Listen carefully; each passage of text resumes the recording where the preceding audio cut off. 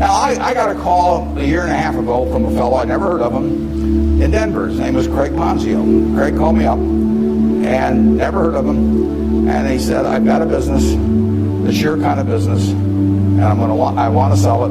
Here's the reasons. Happen to do with health, and although I don't pay much attention to the reasons, and he said it's the leading company by far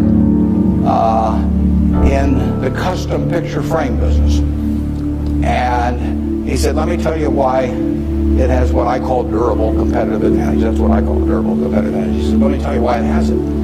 He said there are 18,000 people that frame pictures in the United States, little mom and pop operations. Every town, Lincoln will have a half a dozen, Omaha will have a dozen, and they frame pictures. I go over to get a picture framed, I hand it to somebody, I say, I follow their judgment. I say, biggest thing I want is I want a good-looking frame, and I want it back soon. I want quick delivery. Well, with 18,000 people in that business and a zillion kinds of picture frames, nobody can carry a big inventory because they don't do that much business. I mean, it's not Walmart or something of the sort. Craig Ponzio graduated from a little school up in Wisconsin, went to work in a tiny little firm that made these things. 5 or 6 years later, bought the place when it was doing $3 million a year. Now does $300 million a year, and it totally dominates the wood and custom frame business.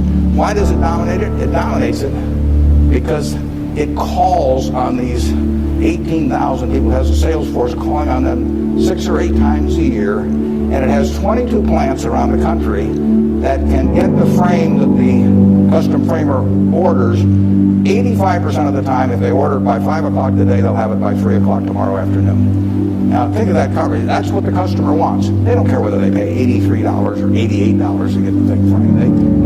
You've got something you want done, and you want it done fast, and that little custom framer, those 18,000 people, they want happy customers, and that means speed of delivery and certainty and all that. You couldn't build a distribution system to compete with us. I mean, just think of trying to build a distribution system starting from scratch that would take that business away from us. It can't be done. Well, Craig explained that to me in about 15 minutes.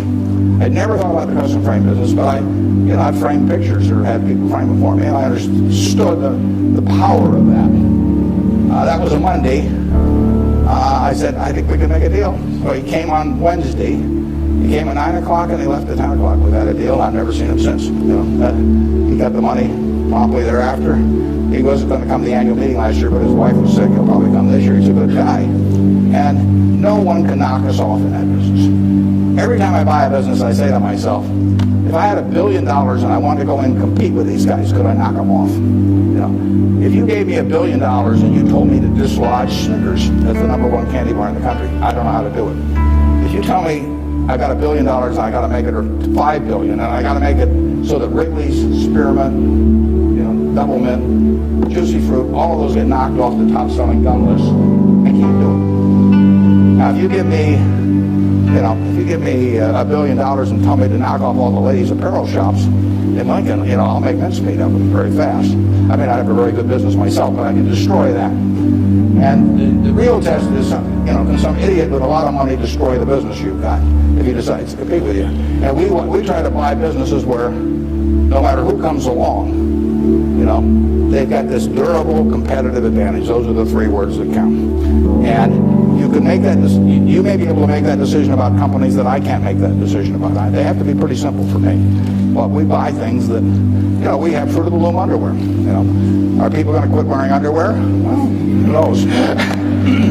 But we sell 44% of all the men's and boys' underwear that goes through Walmart and all of the mass merchandising chains. We have the lowest costs around. Fruit of the Loom is a name that's been around since 1850 or 60.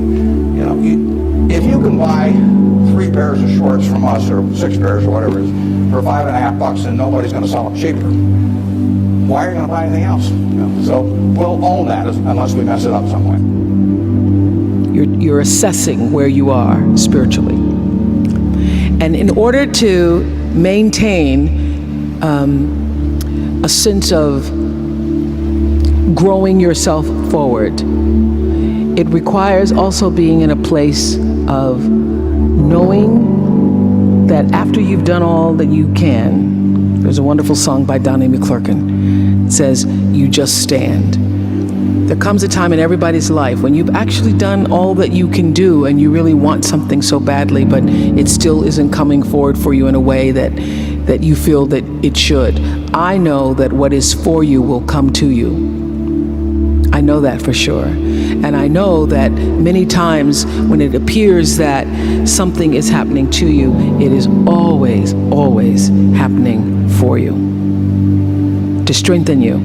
Because my definition of power is strength over time. Strength times strength times strength times strength. So I'll leave you with my favorite story. I said this today about the color purple. It's one of my favorite stories because it changed the meaning of my life and changed the trajectory of my life. First of all, when I was doing the color purple,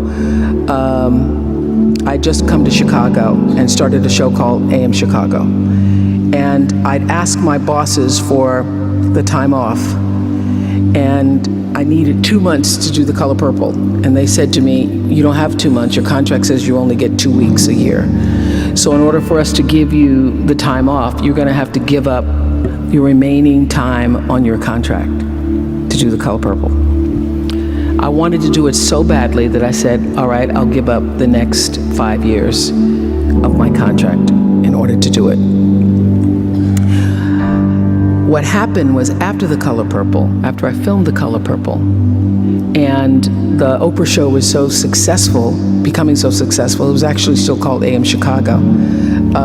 The bosses at my channel wanted to renegotiate the contract. And my lawyer at the time said, remember the color purple. You never want to be in a position where something is that important to you to do and you can't do it because the boss says you can't.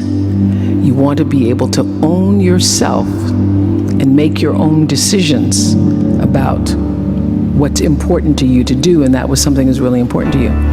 So the fact that I had not been allowed the time for the color purple is the reason why I made the decision to take the risk to own my own show.